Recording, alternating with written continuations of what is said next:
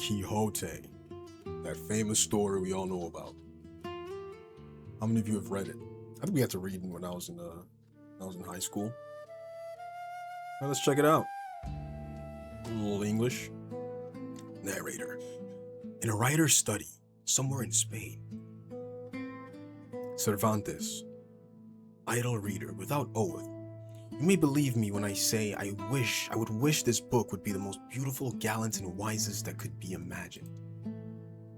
But I could not contravene the order of nature by which each theme begets its like. And so, what could my barren and poorly cultivated mind beget but the story of a dry, shriveled, whimsical child? Many times I took up my pen to write this prologue, and many times I put it down, not knowing what to write. Being once in suspense, paper before me, pen behind my ear, elbow on the desk, and chin in hand. Thinking of what I would say, unexpectedly a friend of mine entered, witty and wise. Amigo, what has you so pensive, my friend? I am thinking about the prologue I must write for the history of Don Quixote. And it troubles me so that I neither wish to write it nor bring to light the deeds of so noble a knight. Why? What's so hard about writing a prologue? Because how can you expect me not to be confused by what that ancient lawgiver they call the public will say? When they see that after so many years of sleeping in the silence of oblivion, I now emerge with all my years upon my back, a book that emerges off orphan of sonnets at the beginning, lacking annotations in the margins, and without authorities at the end. While other books go full of sentences from Aristotle, Plato, and the whole pack of philosophers, I neither have nor know from which book to copy them. My God, brother, now I realize how wrong I was about you. I always thought you were sensible and prudent, but now I see you couldn't be further from it. What's so hard about putting in sonnets, even if they are from princes and great lords? I'll give you the solution. Write them yourself, then put whatever name you want on them. And the authorities and sentences of philosophers? That's even easier. If you talk about giants, mention Goliath. If about love, cite Ovid. If about cruelty, Nero serves as your example. If about tyrants, well, Alexander. Alexander's a tyrant? I don't know about that. With these Latin phrases and such, at least they'll take you for a scholar. Also, put annotations. They cost nothing, and cite authors that nobody's going to read to verify. In truth, friend, you have relieved me from a great confusion. But in the end, what matters most is to declare my true intention. This book pretends no more than to destroy the authority and acceptance that books of chivalry have in the world among the common people. For who is there that does not know these books are full of nonsense and ravings, of inventions that have neither head nor tail, of lies that offend reason? For my intention has been none other than to render abhorrent to men the false and nonsensical stories of the books of chivalry, which by those of my true Don Quixote are already stumbling, and shall fall entirely without any doubt. Farewell. With these words our story begins. Okay. Chapter 1,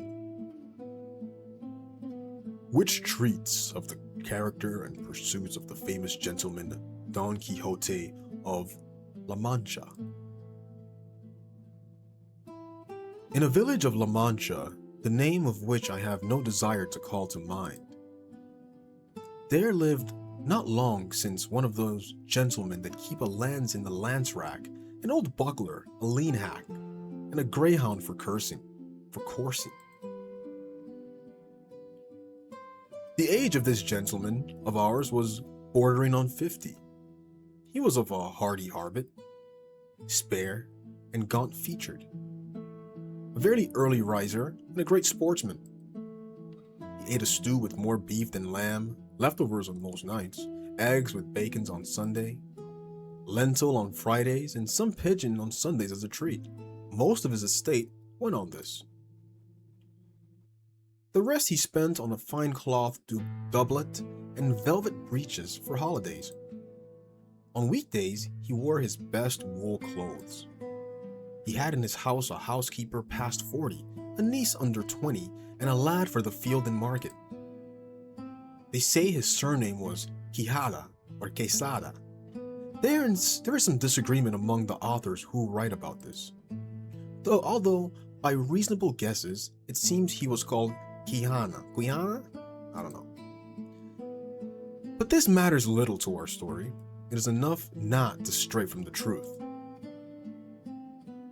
You must know that this gentleman, whenever he was idle, which was most of the year, devoted himself to reading books of chivalry with such passion and pleasure that he almost entirely forgot about hunting and even the management of his estate.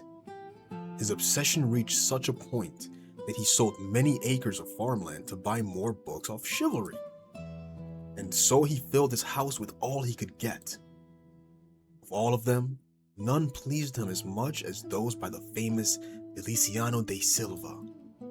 Because of the clarity of his prose, and those tangled reasonings seemed precious to him. The reason of the unreason, with which my reason is afflicted, so weakens my reason that with reason I murmur at your beauty. That's Alonso Quijano.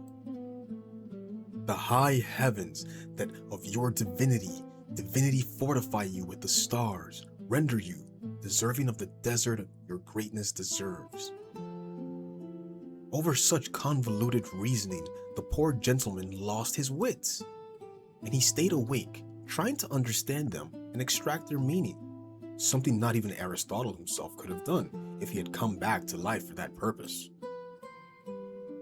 He had many arguments with the village priest, a learned man who had graduated at Sugenza, about which had been the better knight, Palmerin of England or Amadis of Gaul. But Master Nicholas, the village barber, said none could compare with the Knight of Phoebus. And if anyone can compare with him, it's Don Galor, the brother of Amadis of Gaul.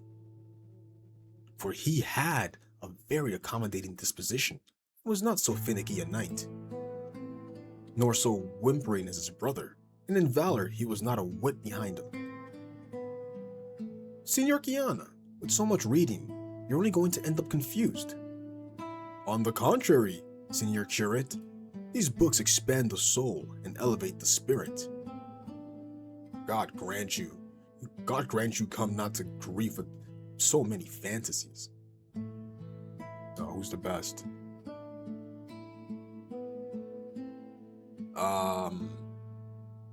Dang. I'm gonna say that,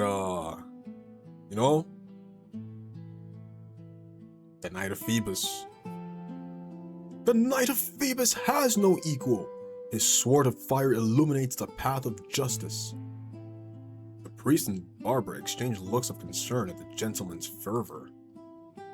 In short, he became so absorbed in his reading that he spent his nights reading from start to finish, and entire days without rest. And so, from so little sleep and so much reading, his brain dried up in such a way that he ended up losing his mind. His head filled with everything he read in his books. Enchantments, fights, battles, challenges, wounds, courtships, loves, tempests, and impossible nonsense. And it so entered his imagination that the whole fantasy world he read about was true. That to him, there was no truer history in the world. He said that Cid Roy Diaz had been a good knight, but couldn't be compared with the Knight of the Burning Sword. He claimed that Bernardo del Carpio had killed Roland the Enchanted using the same strategy as Hercules. When Hercules strangled Antaeus, I'm having a fucking hard time here, the son of Earth, in his arms, he spoke highly of Morgante, although he was of that giant race, all arrogant and rude, he alone was kind and well-mannered. But above all, he admired Reinaldos of Montalban, especially when he saw him leave his castle to rob everyone he found. Okay, and when in distant lands, he stole that idol of Mahomet, which was all of gold, as history tells, as the story tells. To have a bout of kicking at that traitor of Ganelon, I would have given my housekeeper and my niece to the bargain. Finally, having completely lost his mind, he had the strangest idea that any madman in the world ever had. And that was that it seemed right and necessary to him, both to increase his honor and to serve his country. Patriot. To become a knight-errant and go through the world with his arms and horse in search of adventures, practicing everything he had read that knight-errants did, righting all kinds of wrongs and exposing himself to dangers from which, by overcoming them, he would win eternal fame. Already I see myself crowned, by the might of my arm, at least Emperor of Trebizond. The poor man already imagined himself crowned by the might of his arm, at least as Emperor of Trebizond. And so, with these pleasant thoughts carried by the strange pleasure they gave him, he hurried him to put into practice what he desired. It's time to undertake the greatest adventure that any knight has ever attempted. And the first thing he did was clean some armor that had belonged to his great-grandfathers, which, covered in rust and full of mold, had been forgotten in a corner for centuries. This will be told in the next chapter. ... Chapter 2, which treats of the first sally the ingenious Don Quixote made from home. The first thing he did was clean some armor that had belonged to his great-grandfathers. They were covered in rust and full of mold, forgotten in a corner for centuries. He cleaned and repaired them as best he could. With this armor I shall defend the helpless and bring justice throughout the world. But he saw they had one great defect. They had no closed helmet, only a simple morion. But his ingenuity solved it. With cardboard, he fashioned a sort of half-helmet, which, fitted onto the morion, looked like a complete helmet. True, to test if it was resistant and would withstand a sword blow, he drew his sword and gave it 2 blows, and with the first one, instantly destroyed what had taken him a week to construct. I cannot help feeling disappointed with ease at which it was destroyed. To avoid this danger, he remade it, putting some iron bars inside, so that he was satisfied with its strength. Now, this helmet will withstand the fiercest blows. And not wanting to test it again, he accepted it as good and considered it a perfect helmet. Then, he went to see his nag, and though it had more defects than any other horse, pure skin and bones, it seemed to him that neither Alexander's Bucephalus nor Sid's Babesia, I don't see that, Babica, I don't know how to say that, Babica, could compare. He spent 4 days thinking about what name to give him, because, as he said to himself, it was not right that a horse belonging to a knight so famous should be without a distinctive name. Worthy of Alexander, once a hack, Rocinante, once a hack, now first of all, Rocinante. a name to my mind lofty, sonorous, and significant.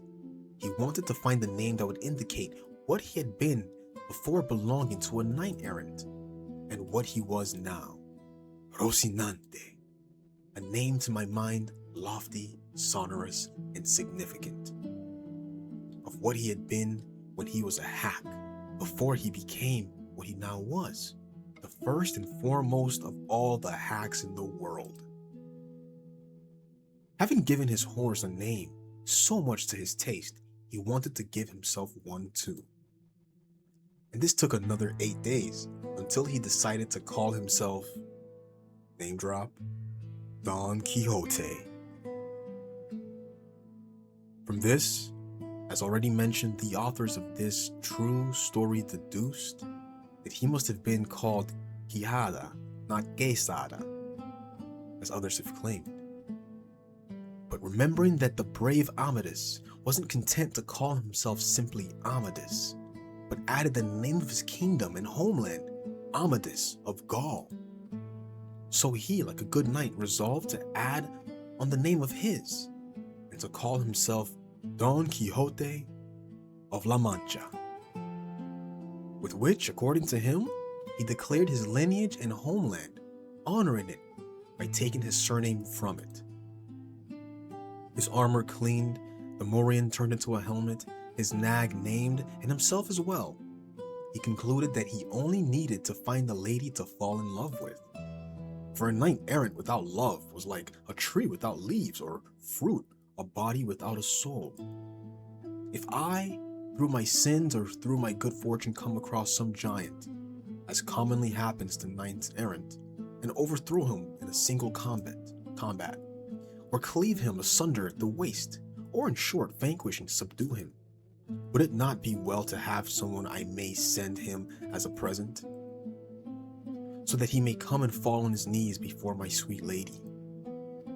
In a nearby village lived a very pretty farm girl, of whom he had once been in love, although it seems she never knew nor noticed. Her name was Aldonza Lorenzo, and he thought it fitting to make her the lady of his thoughts.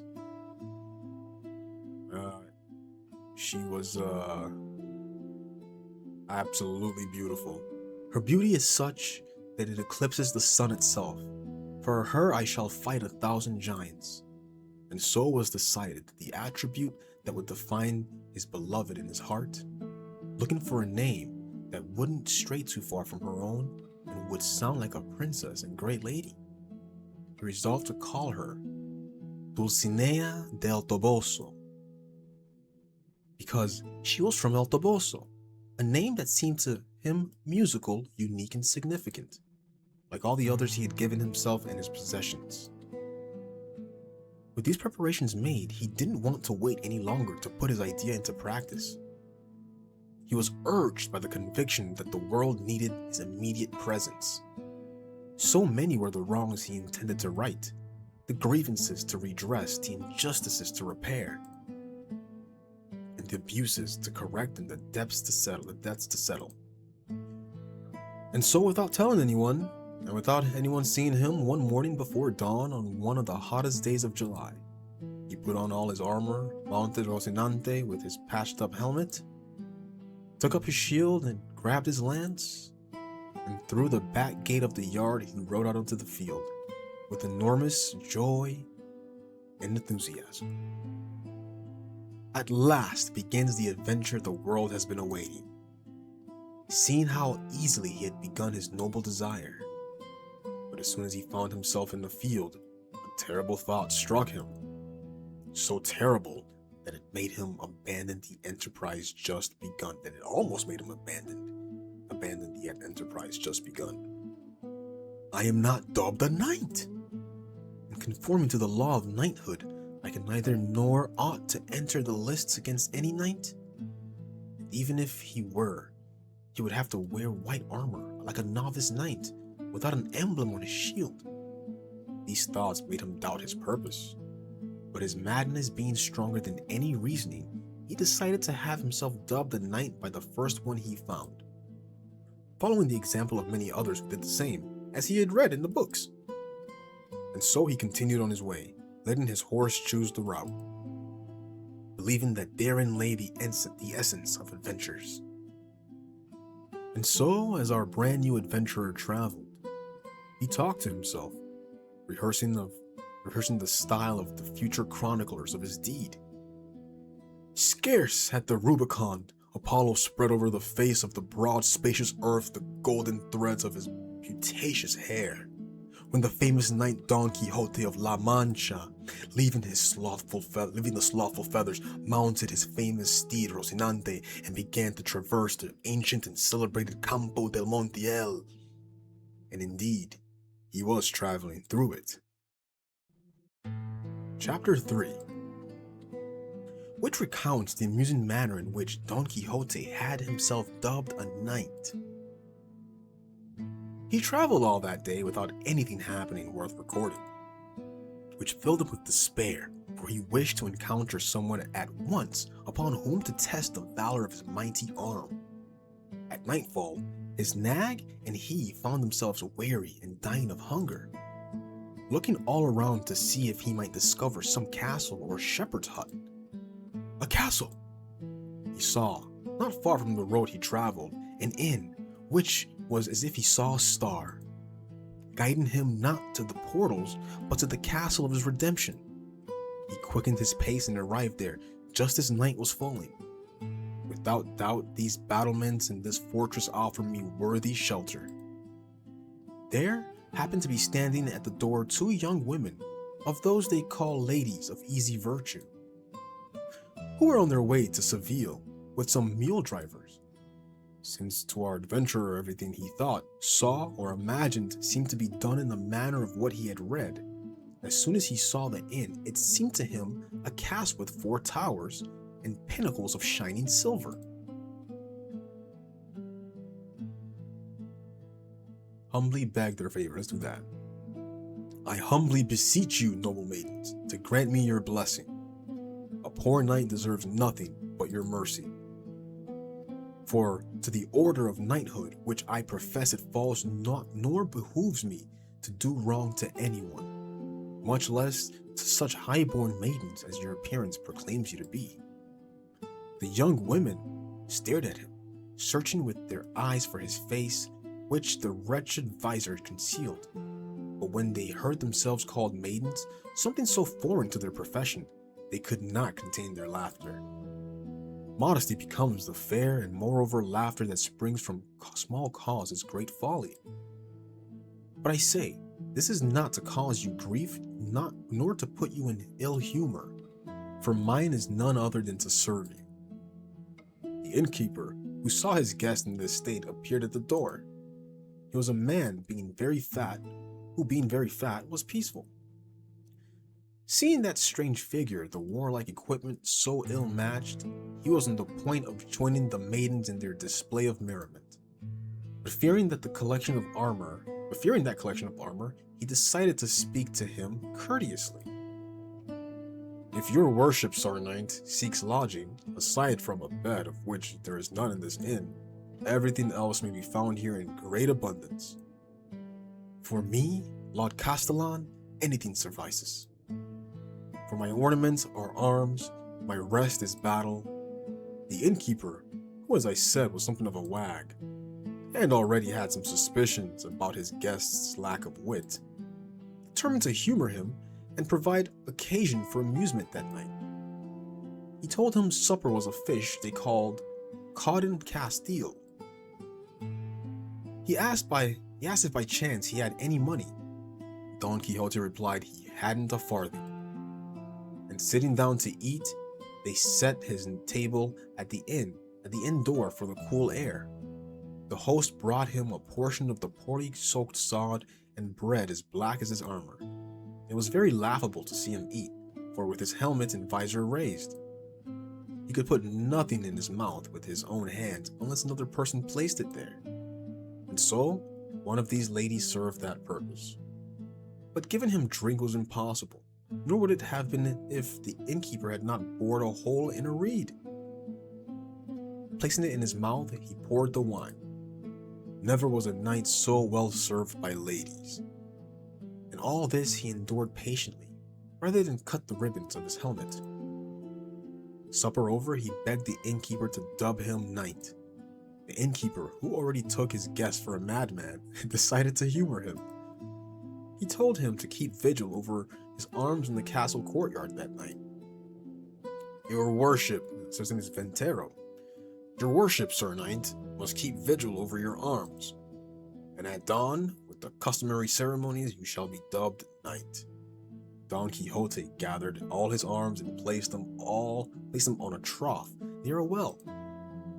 And grasping his shield, he took hold of his lance, and with graceful bearing began to pace through the trough. Night closed, and with brightness of moon that could rival the one who lent it, so that whatever the novice knight did was clearly seen by all. It occurred to one of the mule drivers to water his mules, and he had to remove the arms that lay upon the trough. I don't want to get this guy. Let's ask Dulcinea for guidance. Oh, my lady Dulcinea, give me your guidance in this trial.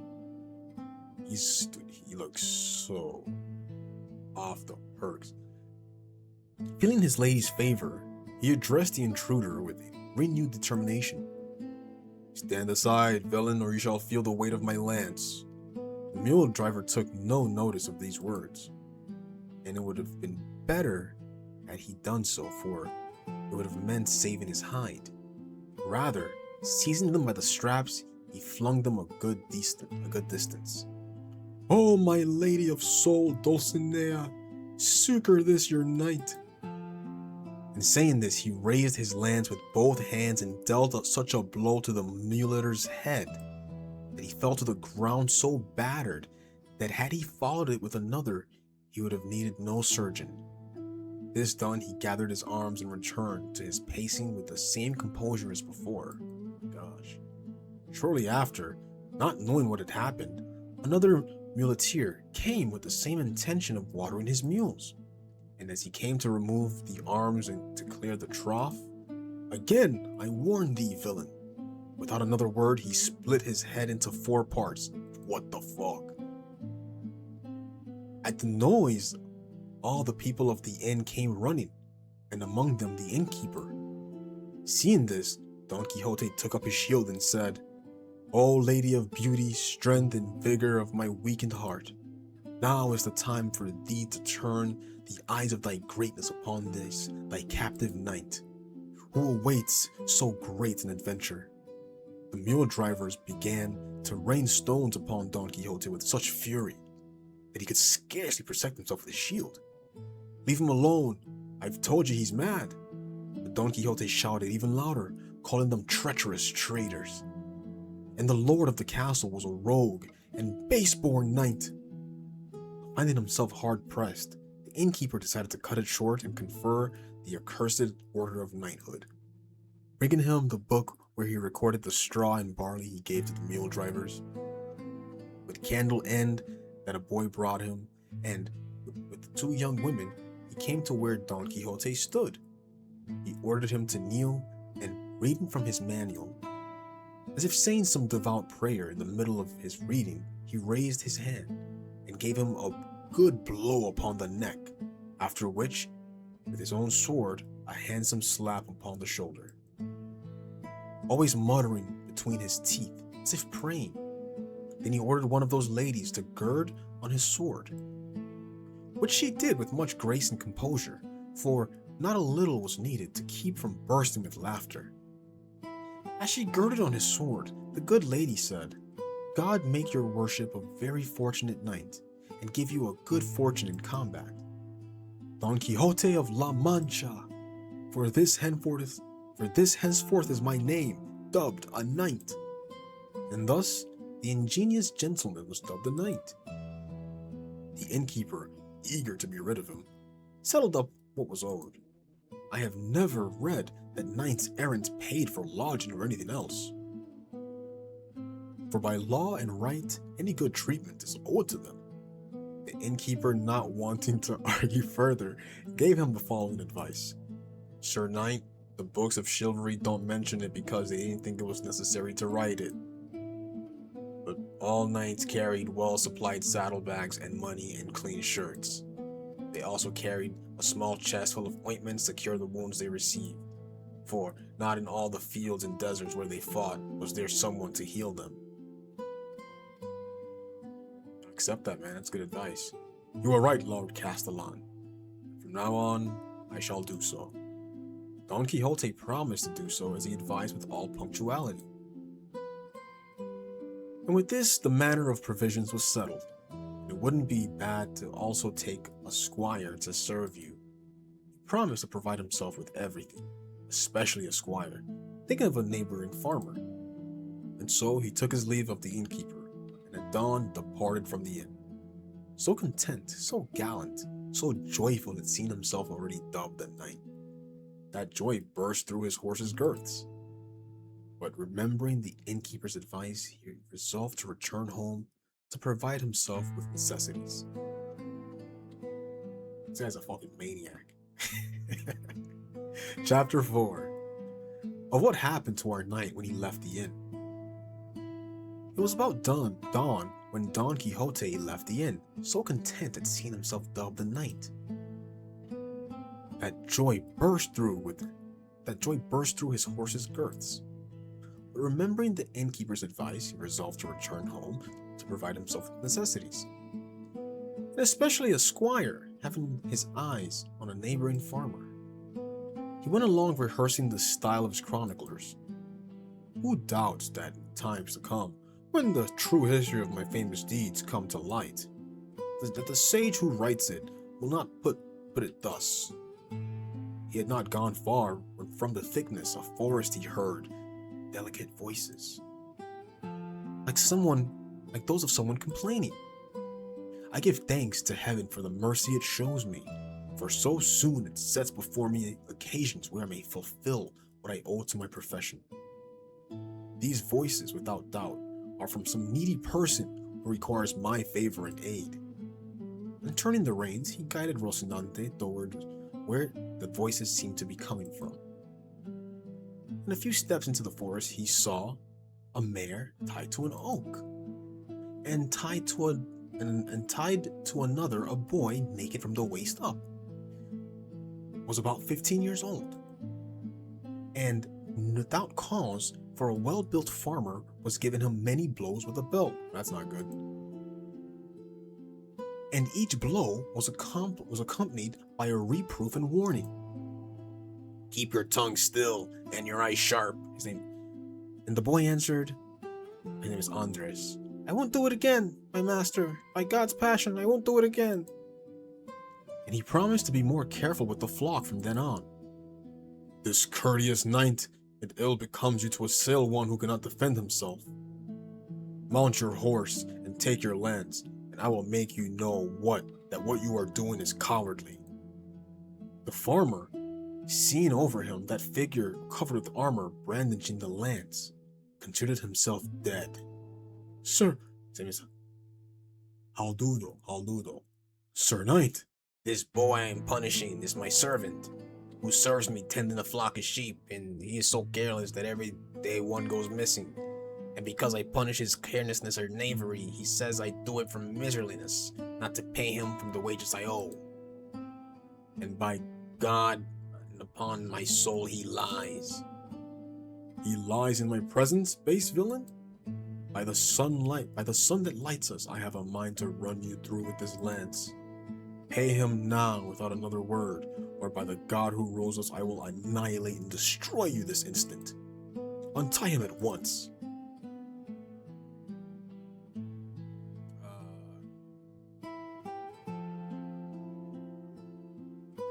Payment.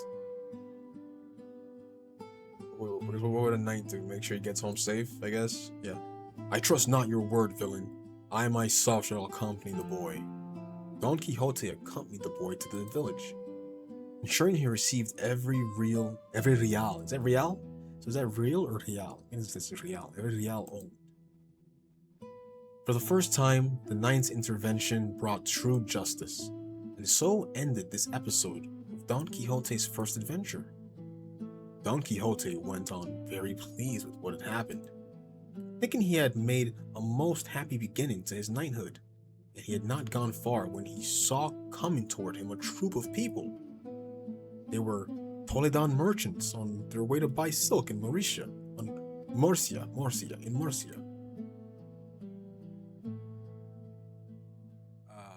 Fuck that. I will demand you acknowledge Dulcinea's beauty. Believing it to be an adventure, he imagined it was something else that's designed for him. So this guy's just like full-on schizophrenic. Let all the world stand, if all the world does not confess that there is not in all the world a fairer maiden than the Empress of La Mancha, the peerless Dulcinea del Toboso. The merchant stopped at these words to see the strange figure of him who spoke them. From the figures of the words they understood the madness of their owner. Sir Knight, we know not of who this good lady is that you speak of. Show her to us, and if she be of such beauty as you say, we will gladly and without compulsion confess the truth. If I were to show her to you, what merit would there be in confessing so obvious a truth? The point is that without seeing her, you must believe, confess, affirm, swear, and defend it. If not, you shall have battle with me, monstrous and arrogant folk. One of them, who was somewhat of a joker and very shrewd, said to him, Sir Knight, we beg you, his name's Mercader, I guess it's merchant. Sir Knight, we beg you, in the name of all these princes here present, that your worship show us some portrait of that lady, even if it be only the size of a grain of wheat. For by the thread we shall judge the ball, and with this we shall be satisfied and assured. And I even believe we are already so much on her side, that even if her portrait shows us she is blind in one eye, and that from the other oozes vermilion and brimstone, even so, to please your worship, we shall say in her favor all that you wish. Good guy. Nothing oozes from her, you infamous rabble. She is neither blind nor hunchbacked, but straighter than a spindle of Guadarrama. You shall pay for the great blasphemy you have uttered against such beauty. And saying this, he charged with lowered lance against the one who had spoken, and with such fury and rage that if good fortune had not made Rocinante stumble and fall in the middle of the road, it would have gone badly for the bold merchant. Rocinante fell, and his master went rolling a good distance across the field. Trying to rise, he never could. Such encumbrance did the lance, shield, and spurs and helmet cause him. Flee not, cowardly people, captive folk, stay! For not through fault of mine, but of my horse, I am stretched here. A mule boy from among them must not have been very good-natured. Hearing the poor fallen man say so many arrogant things, could not endure it. Going up to him, he took the lance, and after breaking it in pieces, with one of them he began to give our Don Quixote so many blows, oh boy, that in spite of his armor, he ground him like a wheat. His master shouted at him not to beat him so much and to leave him alone. But the boy was now roused and wouldn't leave the game. Oh boy, oh no. Until the merchants told him it was enough, and they went to continue their journey. They left Don Quixote in beaten and in bad shape on the ground. Is this like glitched out, like this merchant guy here? He lay stretched, face forward, upward, and unable to move. And so battered and broken was his whole body. And seeing himself in this state, he remembered the ballad of Marquis of Mantua. Where art thou, lady mine, that thou grievest not for my woe? Either thou knowest it not, lady, or thou art false and disloyal. In this manner he went on with the ballad, pitiful to anyone who heard him. And thus he remained until fortune should send someone to help him. Chapter 5, in which the narrative of our knight's misfortune is continued. Seeing then that he could not move at all, he decided to resort to his usual remedy, which was to think of some passage from his books. I am Lancelot of the Lake. He saw himself as the great Lancelot of the Round Table. Never was knight by lady so well served as was Lancelot. When he came from Britain, and in this manner he went on with the ballad, and up to those verses that say, "O noble Marquis of Mantua, my uncle and liege lord." Fortune willed that when he came to his verse, a farmer from his own village happened to pass by, and his neighbor, who was returning from taking a load of wheat to the mill, who, seeing that man stretched there, came up to him and asked who he was. "Sir, who is your worship? What has happened to you?" "I know who I am, and I know I can be not only those I have mentioned, but all the 12 peers of France." I don't know why that was so hard for me to read. "And even all the 9 worthies, for my deeds will surpass all they did together." The farmer gazed at him in amazement and removed the visor, which was already in pieces, and wiping his face, which was covered with dust, he recognized him. "Señor Quijada, who has left your worship in this state?" "I know that I am the valiant Abinadárez, whom the brave Rodrigo de Narvaez takes prisoner." The farmer was amazed at hearing such nonsense. Pedro Alonso removed the breastplate and backplate to see if he had any wounds, but he saw no blood nor any sign. He tried to lift him from the ground, and with no little effort, got him onto his donkey. Thinking it a calmer mount, he gathered the arms, even the splinters of the lance, and tied him onto Rocinante. And taking the horse by the reins and the donkey by the halter, he set off towards his village. The farmer went along very thoughtful, hearing the nonsense Don Quixote said. My good fortune willed that you should find me, brave Mantua." And he waited until it grew somewhat late, so that the villagers would not see the gentleman return so ill-fated. And when he thought it was time, he entered the village. He arrived at the hour when night was falling, and waited a bit until it was darker, so they wouldn't see the battered gentleman so poorly mounted. Already at home were the housekeeper and niece, asking all passer-by about him. "Oh, my uncle, what has happened to you?" And she, seeing him in such bad condition, began to cry anew. "Cursed be the books of chivalry that have brought my master to this," says Amma. The housekeeper heaped great curses upon the books of chivalry. They immediately notified the village priest and barber, who were great friends of Don Quixote, who came to see him and found him lying in his bed. "My good friend," says Cura, "what has happened to your worship?" There was no response, for the gentleman was already sleeping from pure exhaustion. Barbero says, "I know what I say. Those cursed books of chivalry have turned his wits." Cura says, "I say the same, and tomorrow, early, we shall do what must be done with them."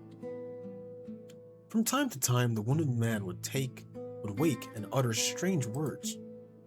"Where art thou, my lady, that thou dost not grieve for my plight? Oh, my lady Dulcinea, shelter of the needy, hope of the afflicted." Listening to him, the priest and barber said all that was the plague of the books. He must burn all those books before the illness worsens. So we shall do, for the health of the soul matters more than the pleasure of the body. True. The housekeeper and niece gave him food and tended his bruises, and he grew calm, though the madness still simmered in his head. "How can it be," says Sobrina, "that these books have bewitched my uncle? Would that we could be rid of them all." "That is exactly what we must do," says Amma. "Niece, the priest comes tomorrow to scrutinize the library. And with this, they prepared for the following day. Don Quixote slept through the entire night. He dreamed of battles and deeds and rescued maidens, not knowing what the dawn would bring. Chapter 6. Of the diverting and important scrutiny made by the priest and the barber of the library, who still lay sleeping, he asked for the keys to the room where the books were. Authors of the harm and the niece gave them to him willingly. "Oh, father, burn them all, for they're all enchanters. Let none remain that does not go to the fire. They have destroyed my uncle's mind." "I say the same," says Amma, "and it wouldn't be bad to burn them in the yard before dawn, so the smoke won't let my master know what we're doing." They went in and found more than 100 large volumes, very well bound. I know, as crazy as schizo as Don is right now, he's I don't believe in burning all these books. Come on, guys. It's like burning a guy's Pokemon card collection just because he's got a gambling problem. Don't do that. Don't do that. They went in and found more than 100 large volumes, very well bound, and other small ones, and as soon as the housekeeper saw them, she left the room in great haste. "First, you must examine them one by one. Not all deserve the fire."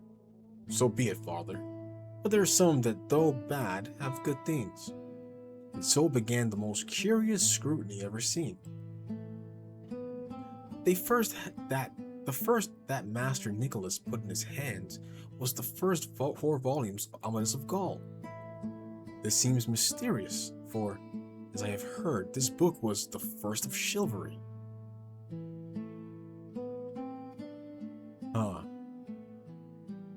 Now spare it, man. Well said. It is the best of all the books in its kind. And so, as unique in its art, it must be pardoned. Keep it as a treasure. It is pardoned. And so was decided the fate of the first book. "Let's see that other one next to it," said the barber. "It is the deeds of Esplandian, legitimate son of Amadis of Gaul. In truth, the father's goodness shall not help the son. Take it, housekeeper, open that window and throw it to the yard." And so it was that the book flew to the yard, patiently awaiting the bonfire. This next one is Amadis of Greece, and all on this side are of the same lineage. Then let them all go to the yard, for an exchange of burning Queen Pintiquinestra.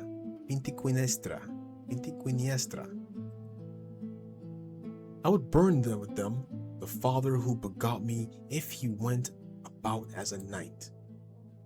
This large one here is titled Mirror of Chivalry. Chivalry. I say shill. Why say that? Chivalry. To the yard with it. It contains too much nonsense. This is Palmerin of Olivia, and this other Palmerin of England. Let that olive be chopped up and burned at once. Not even ashes remain. That palm of England must be kept preserved as something unique. And so another book was saved from the bonfire. Good, good. God help me. Here is Tirante the White. Give it to me, friend, for I reckon I have found in it a treasure of the light. Here knights eat and sleep and die in their beds and make their wills before their death, with other things that all other books of this sort lack. Nevertheless, I tell you that he who composed it, since he didn't do so many follies on purpose, deserves to be sent to the galleys for all days of his life. Take it home and read it, and you'll see what I've said of it is true. Let us leave these books of chivalry and look at these other smaller ones. I'm just not reading well today. This one I opened is the Diana of Jorge de Montemayor. That one doesn't deserve to be burned, but kept for the soul's entertainment. These others are the Shepherd of Philida. That's no shepherd, but a very discreet courtier. Keep it like a precious jewel. This next one is La Galatea by Miguel de Cervantes. That Cervantes has been a great friend of mine for many years, and I know he is more versed in misfortunes than in verses. His book has something of good invention. It proposes something and concludes nothing. We must await the second part he promises. Perhaps with amendment, it will attain mercy. Meanwhile, keep it at home as a curiosity. Alright, Cervantes, we see you. Shilling your books. With the condemned books, they went out to the yard where the housekeeper had already made a fire. At last, this curse ends. Let all these enchanters burn. I do plead for mercy. Thanks to the intervention, some more volumes were saved from the flames, but most were still condemned to the fire. The fire consumed many books, but some were saved thanks to the mercy shown. Not knowing that his library, his world, was turning to ashes, one of the remedies the priest and barber then gave was to wall up and plaster over the room of the books, so that when he rises, he won't find them. And we can say that an enchanter has carried them off, room and all. Perhaps removing the cause, the effect will cease. So it shall be done, says Amma. Father, I myself will help wall up that accursed door. And so they did with great haste, so that by the next day, there was no trace that there had ever been a library there, and the house was left peaceful, waiting for Don Quixote to wake, thinking that with the destruction of the books, the madness would end. I'm seeing windmills back there, I'm seeing like a sneak peek foreshadowing, but they were very wrong. Chapter 7. Of the second sally of our good knight Don Quixote of La Mancha.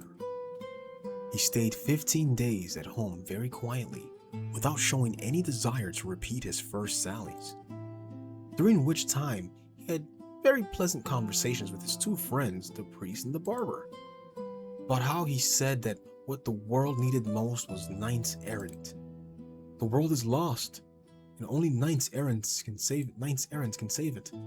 My friend, see how he speaks of chivalry, gosh, and seems to be in his right mind. It seems so, but we know well that when touching on the matter of chivalry, he returns to his nonsense. But after 15 days, Don Quixote wished to enter his library, and he found neither the door nor the room, for it was all walled up. Where is my room? Where are my books? He went searching for the door from one side to the other and could not find it. He asked the niece what had become of his library. What room, uncle? There is no room nor books in this house anymore, for the devil himself carried it all away. It was no devil, but an enchanter who came upon a cloud. Yes, sir, for he came one night, and entering the room, I know not what he did inside. And shortly after he flew out through the roof and left the house full of smoke. And when we went to see what he had done, we saw neither book nor room.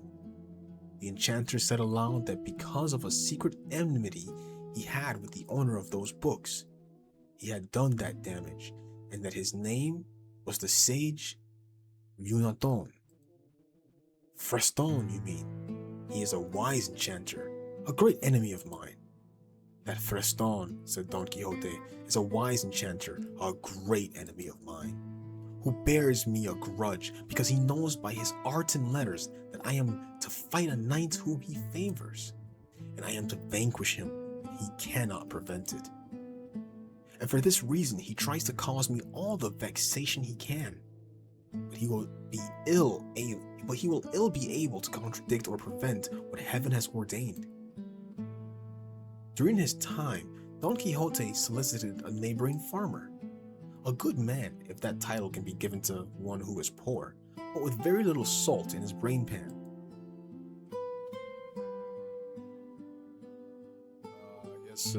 Adventuring. He said to him, In short, he said so much to him, so persuaded, and promised him, Sancho, my friend, imagine the glory that awaits us. Our names will live forever.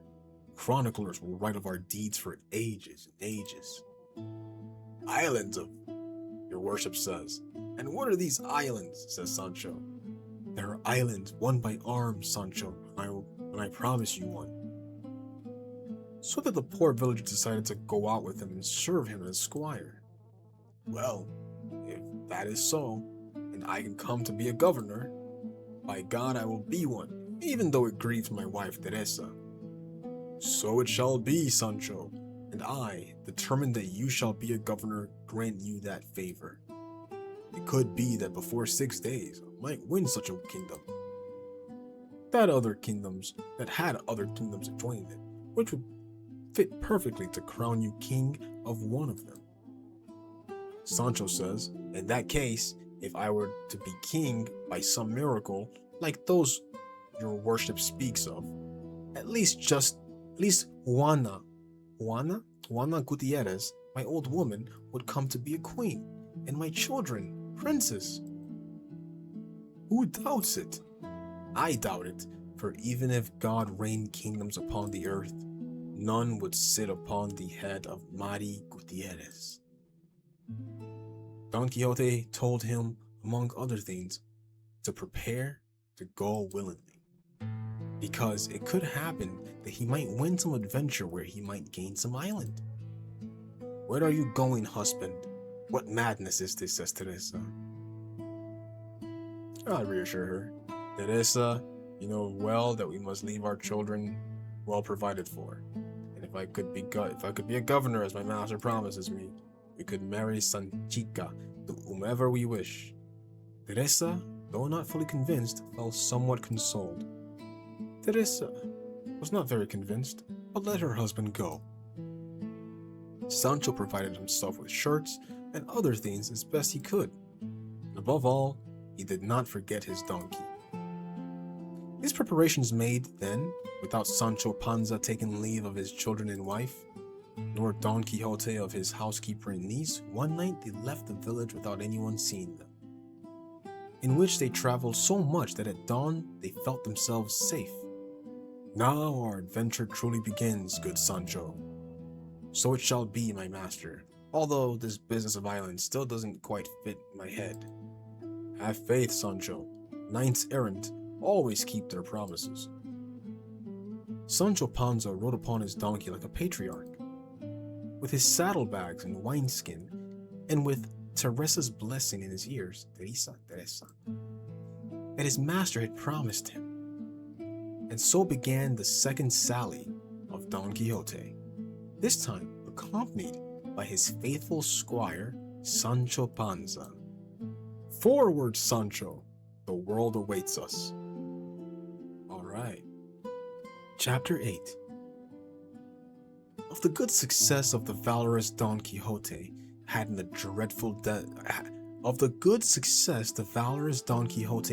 dreadful and never before imagined adventure of the windmills. At this point, they discovered 30 or 40 windmills that stand in the field.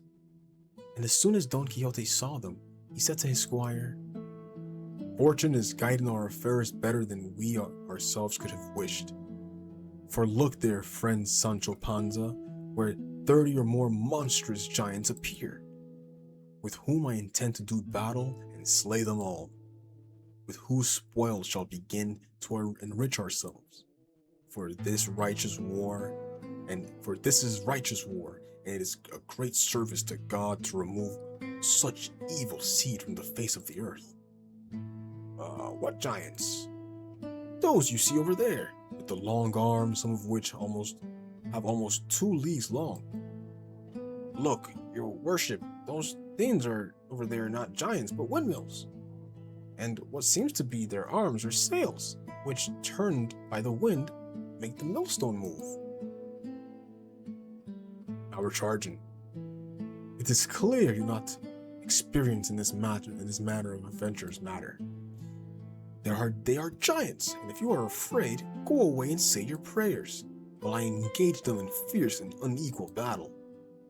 In saying this, he spurred his horse Rocinante without heeding the cries of his squire Sancho gave him, warning him that without any doubt they were windmills and not giants. But he was so set on their being giants that he neither heard the cries of his squire Sancho, nor could he see, though he was already quite close, what they were. Flee not, cowards and vile creatures, for it is only one knight who attacks you. Oh, my lady Dulcinea, mistress of this captive heart, aid me in this peril. Just then, a little wind arose, and the great sails began to move. Though you move more arms than the giant Briareus, you shall pay for it. And commending himself with all his heart to his lady Dulcinea, begging her to help him in such a trial, well covered with his shield and with his lance couched, he charged at full gallop of Rocinante, and attacked the first mill that stood before him. And giving the sail a thrust with his lance, the wind turned it with such a fury that it shattered the lance to pieces, sweeping the horse and knight after it, who went rolling, badly battered across the field. Poor Rocinante. Sancho Panza ran to help him as fast as his donkey could go, and when he arrived, he found he could not move, so great was the fall Rocinante gave him. God help me, didn't I tell your worship to look well at what you were doing? That they were nothing but windmills, and no one could fail to see it unless he had other mills in his head. This is Freston's fault. Freston. Hush, friend Sancho. For the affairs of war, more than others, are subject to continual change. Has turned these giants into mills to rob me of the glory of vanquishing them. Such is the enmity he bears me. But in the end, his evil arts will avail little against the goodness of my sword. God grant it as he may. And helping him rise, he got him back on Rocinante, who was half dislocated. And taking advantage, and talking of the past adventure, they followed the road to Puerto Lapis. Because there, Don Quixote said, it was impossible not to find many adventures. And Don Quixote stopped to make a lance from an oak branch. Remember, Sancho, what the knight Diego Perez de Vargas used to say, when his sword broke in battle, that from an oak branch he did such things, that from that day forward they call him Machuca. Sir, that is all very well, but what are we going to have for supper tonight? Knights errant eat only when it seems good to them, Sancho. Well, I have something in my saddlebags. God be praised. The next day, being on the road, he saw coming towards him 2 friars of the order of Saint Benedict, riding upon 2 dromedaries, for no smaller were the 2 mules they rode. They wore traveling spectacles and carried parasols. Behind them came a coach, with 4 or 5 horsemen accompanying it. I'm questioning a little bit. Where you guys? Tell me, who travels in that coach? The friars, confused, explained it was a Biscayan lady. Don Quixote considered their words, but suspicion persisted. However, a Biscayan squire from the coach stepped forward, offended by the suspicions. A Biscayan squire who came with the coach, seeing that Don Quixote would not let the coach pass, seized him by the lance and said in a bad Castilian and worse Biscayan, "Go, knight, and bad luck to you. By God who made me, if you don't leave the coach, I'll kill you as sure as I am a Biscayan." Holy. If you were a knight, which you are not, I would have already punished your folly and insolence. Me? No knight? I swear to God you lie like a Christian. What? Throw lance and draw sword, and you'll soon see who takes the cat to water. Biscayan by land, gentleman by sea, gentleman by the devil, and you lie if you say otherwise. Now we shall see, said Agrayes. And throwing his lance to the ground, he drew his sword, braced his shield, and charged towards the Biscayan. Those who were there remained fearful and in the suspense of what was about to happen. The Biscayan was likewise waiting for him with his sword raised. All the bystanders were fearful, waiting to see what would come of the great blows they threatened each other with. But the author of this story says that at this point, he arrived and went no further, leaving them in the middle of battle because he found no more written of these deeds. What the hell am I? Boo, Tarihin. It's like a fucking... The swords remaining raised threatened each other, the history suddenly interrupted. But all shall be known in the second part of this history. Chapter 9, in which is concluded and ended the stupendous battle which the gallant Biscayan and the valiant Manchegan had. We left in the first part of this history the valorous Biscayan and the famous Don Quixote with their swords raised and drawn, poised to deliver two furious slashing blows, such that if they landed squarely, would at least split each other from top to bottom. As Cervantes now says, but the trouble with all this is that at this point and juncture, the author of this history leaves this battle pending, excusing himself that he found no more written of these exploits of Don Quixote. It is true that the second author of this work refused to believe that so curious a history should have been consigned to the laws of oblivion, nor that the wits of La Mancha had been so lacking in curiosity as not to have in their archives some papers concerning this famous knight. I asked in Toledo, city of sages and scholars, and there, by happy chance, I found what I sought. And so, with this thought, he did not despair of finding the end of this pleasant story, which, heaven being favorable to him, he found in the manner that shall be told in the second part. Being one day in the Alcana of Toledo, a boy came to sell some old papers and notebooks to a silk merchant. And as I am fond of reading even the torn papers of the streets, led by this natural inclination of mine, I took one of the notebooks the boy was selling, and I saw it was in the characters I recognized as Arabic. I looked around to see if any Spanish-speaking Moor appeared who could read them, and it was not very difficult to find such an interpreter, for even if I had sought one of a better language, I would have found him there. The title read, History of Don Quixote of La Mancha, written by Cid Hamed Benengeli, Arab historian. When I heard Don Quixote said, I was suspended and filled with wonder, because immediately it occurred to me that those notebooks contained the history of Don Quixote.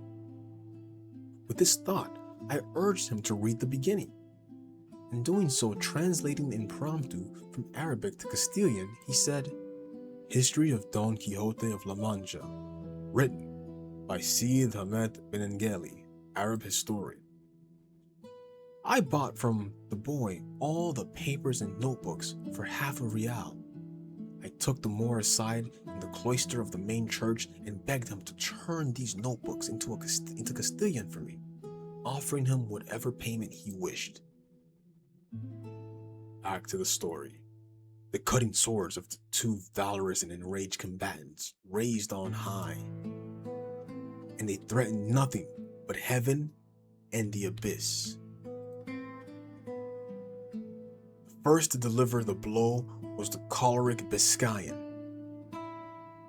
which given such force and fury that had the sword not turned in mid-air, that single blow would have been enough to end the rigorous contest. One sec, guys, I'm just check something. Oh, we're good. But good fortune had something greater in store for Don Quixote.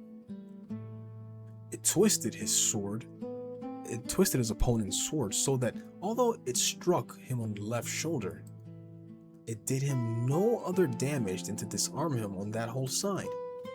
Don Quixote, who saw the great amount of blood flowing from the Biscayan's wounds, raised his sword with both hands and delivered a terrible slashing blow upon him. Wow, plot armor, huh? But struck him full on the cushion and on the head. His good defense availing him nothing, he fell like a rock from a horse. Bathed all in his blood, Don Quixote at once went to him, placing the point of his sword at his eyes.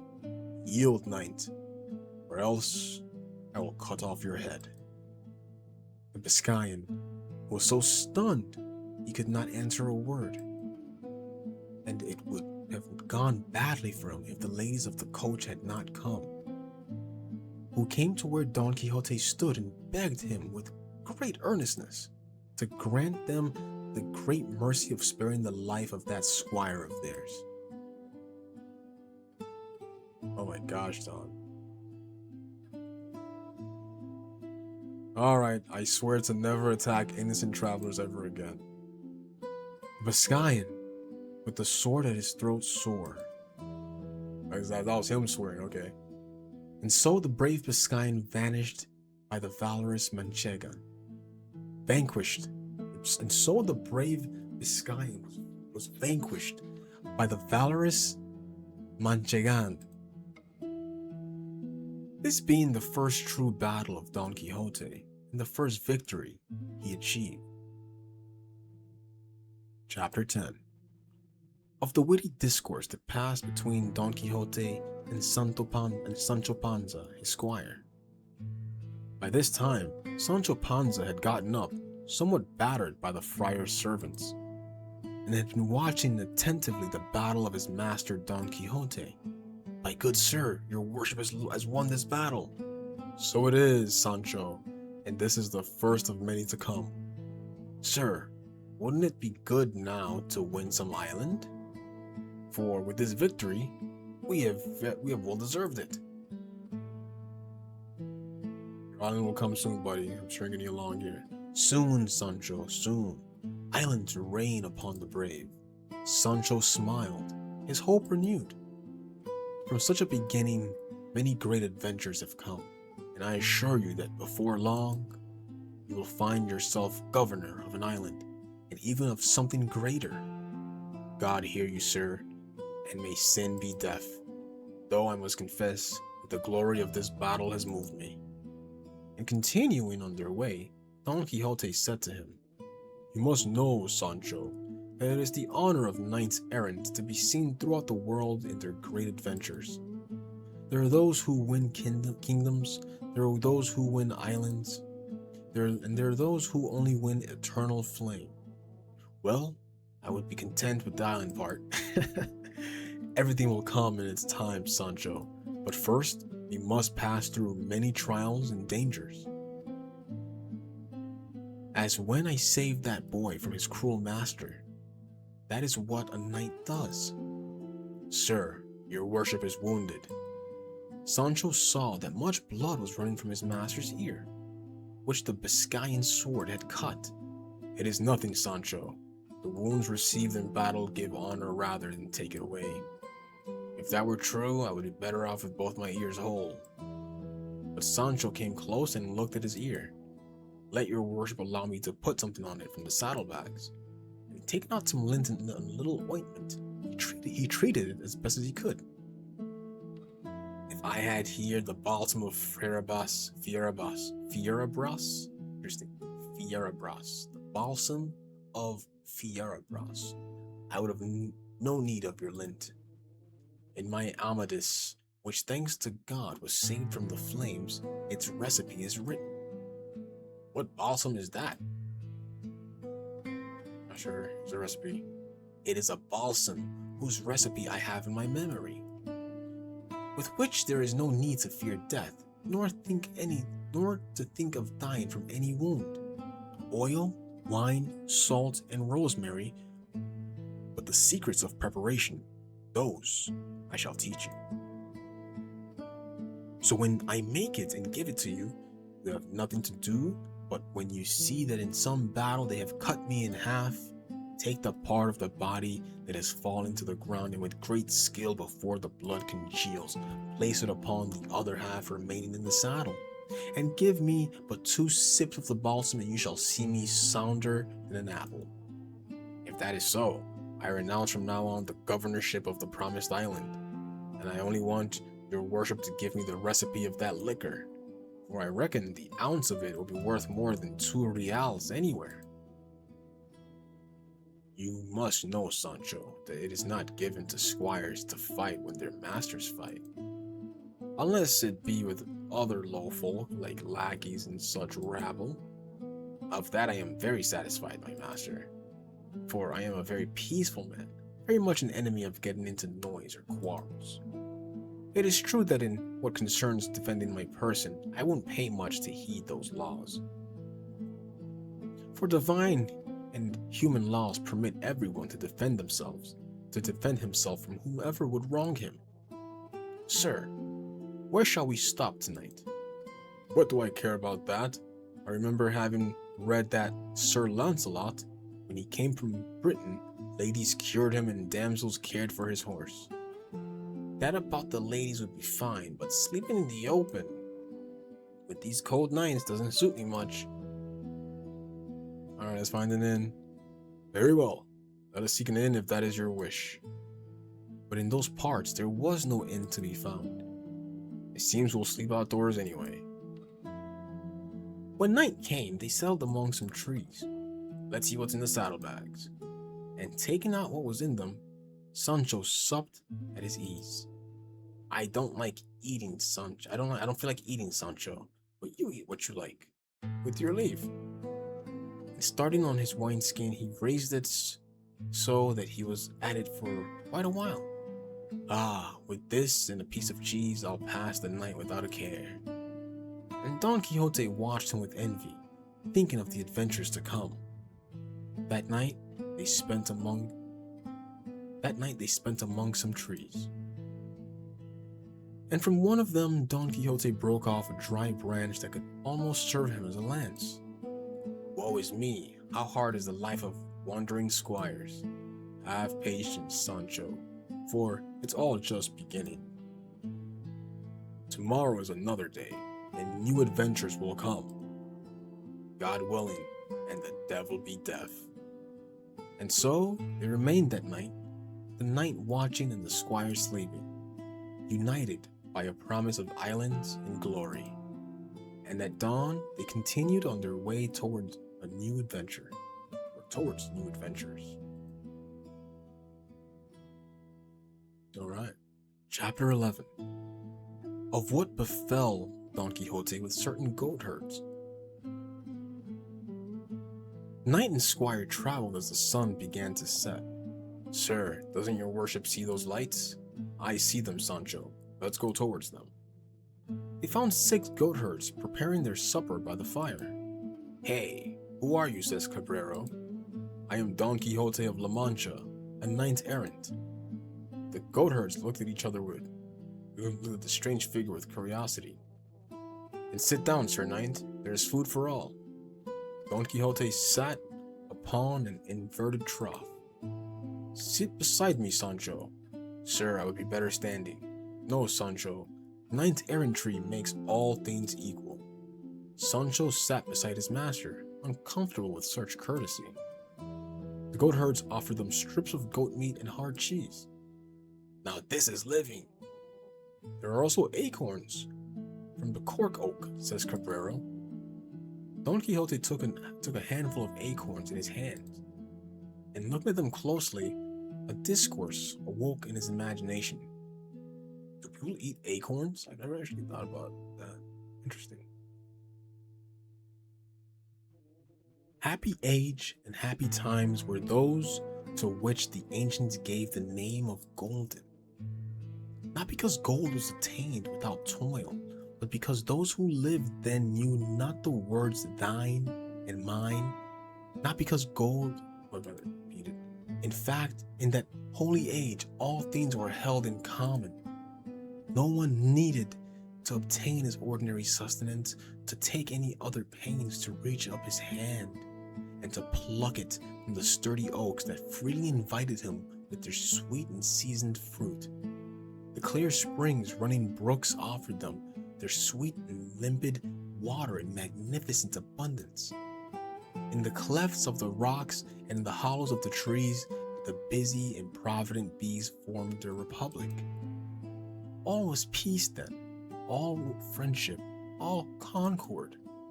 The heavy share of the crooked plow had not yet dared to open or visit the tender bowels of our first mother, for she, without being forced, offered from every part of her fertile and spacious bosom whatever could satisfy, sustain, and delight the children who then possessed her. Then did the innocent and beautiful young shepherdesses roam from vale to vale and from hill to hill, with their hair plaited or flowing, wearing no more clothing than was needed to cover modestly what modesty requires to be covered. For though safety as time advanced and wickedness increased, the order of knights errant was instituted to defend maidens, protect widows, succor orphans, and the needy. Of this order am I, brother Goatheads, and I thank you for the welcome you have given me and my squire.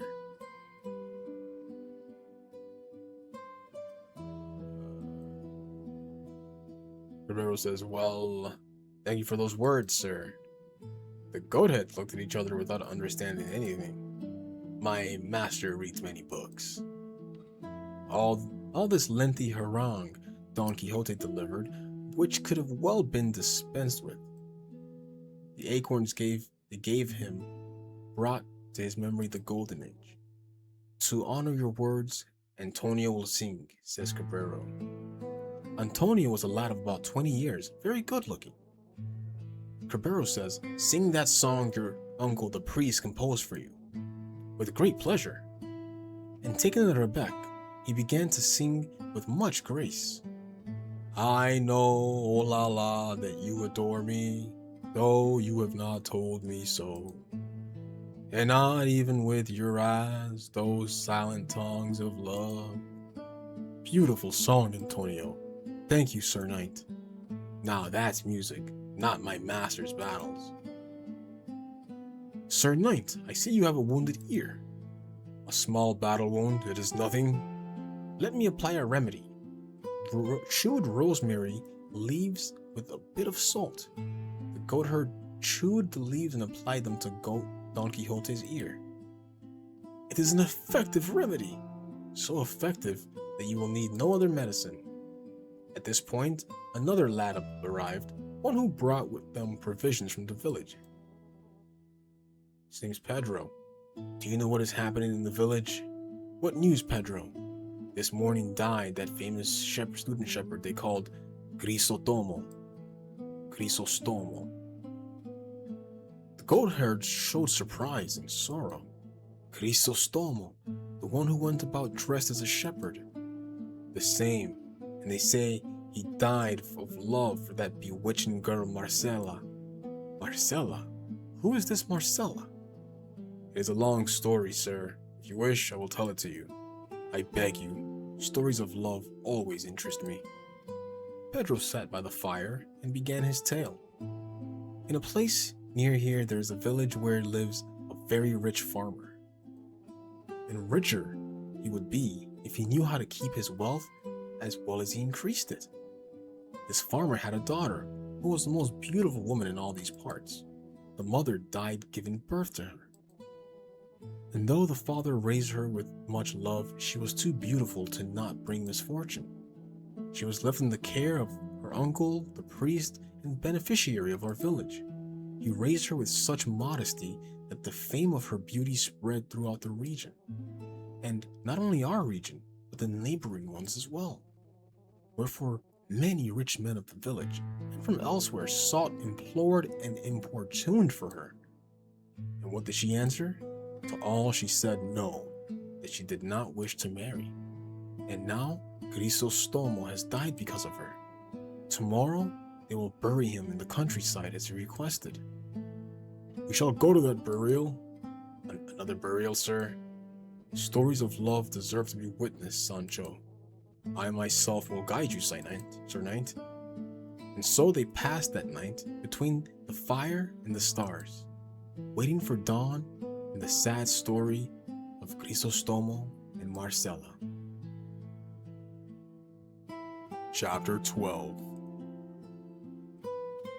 Of what a goat herd related to those with Don Quixote. At dawn, Pedro continued his tale. Check something. One sec. Just making sure this is still recording. With great pleasure, sir. Crisostomo was a rich gentleman who was raised in Salamanca. He returned from there after many years with a reputation for being very wise and learned. Principally, they said he knew the science of the stars. And what happened up there in the sky, the sun and the moon? It is called an eclipse, my friend, and not eclipse, the darkening of those two luminaries. Yes, that is the very thing, sir. He would divine when the year would be abundant or barren, and village folk held him in great respect. Until he saw Marcella, everything changed. Upon seeing her, the poor man fell in love with her. And to be able to speak to her and see her more, he dressed as a shepherd. What noble sacrifice for love! Another friend accompanied him, called Ambrosio, also a student, and also dressed as a shepherd. Between the two, they composed verses and sang songs. At this point, Marcella decided to become a shepherdess herself. Marcella herself? The very same, despite the protest of her uncle, the priest. She said she wanted to tend to her flock with the other village shepherdesses, and that she did not intend to marry anyone. Don Quixote listened with growing interest. Many followed her to the countryside, becoming shepherds themselves. Some begged her, others wept, others despaired, but she treated all with the same courtesy and the same disdain. Crisostomo was the most constant and the most rejected, and yesterday he was found dead in the middle of the Sierra. Dead of love?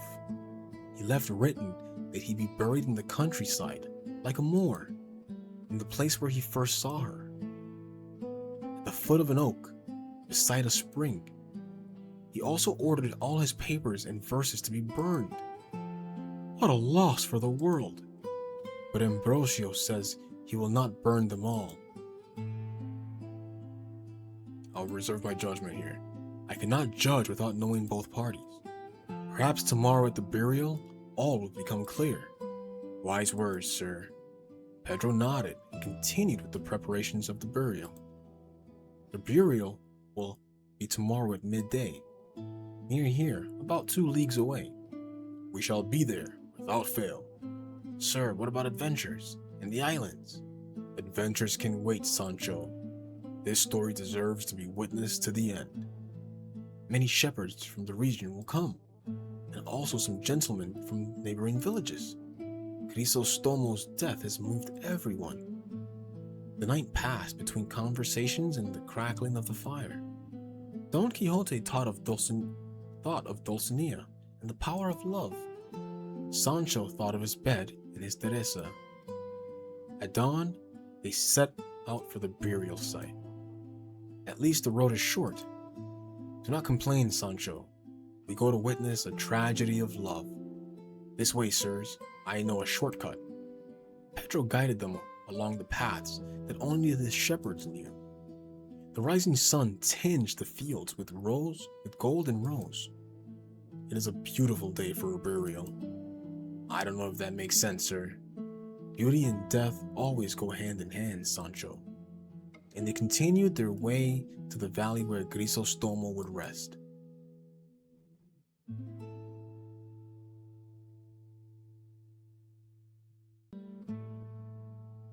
Chapter 13, in which is ended the story of the shepherdess Marcella. They had not gone a quarter of a league when they met other travelers. "Good day, sirs. Are you also going to Crisostomo's burial?" "Indeed. And you, sir?" "I am Vivaldo from Toledo, and this is my companion." He was a well-dressed man of learned and curious appearance. Curiosity brought us, for the burial promises to be notable. "Forgive my curiosity, but what is your profession?" "I am a knight-errant, Senor Vivaldo. One of those of whom people say that they go seeking adventures." "A knight-errant? I thought there were no more." "There are, sir, but though few, I am one of them." "I would like to know more of this profession. Tell me, Sir Knight, what rules do you follow?" "Those of knight-errantry, to aid the helpless, defend the innocent, and serve my lady Dulcinea del Toboso." "I have a question, if it does not offend you." "Ask without fear." "Why do you commend yourself to your lady before God when you enter battle?" "It is an ancient custom of knights-errant, and it does not exclude God, but honors him through love. The knight-errant serves his lady, and the lady is a reflection of divine virtue." Faith through love. Love for the lady elevates the soul toward God. It is like a ladder from earthly love to divine love. A very theological answer, Sir Knight. Vivaldo was impressed by Don Quixote's eloquence. "And this Dulcinea del Toboso, who is she?" "She is the most beautiful woman in the world. Princess of my thoughts, empress of my will." "And you have seen her many times?" "I have seen her with the eyes of the soul." "A curious answer, Sir Knight." "I know her, Senor Vivaldo. She is Aldonza Lorenzo," says Sancho. "Be quiet, Sancho. Dulcinea is much more than an earthly name." Thus conversing, they arrived at the valley where the burial would be. It was a beautiful place, surrounded by oaks and alders. There were already more than 20 shepherds there, all in mourning. What noble company to bid farewell to a lover. Look, they bring the bier.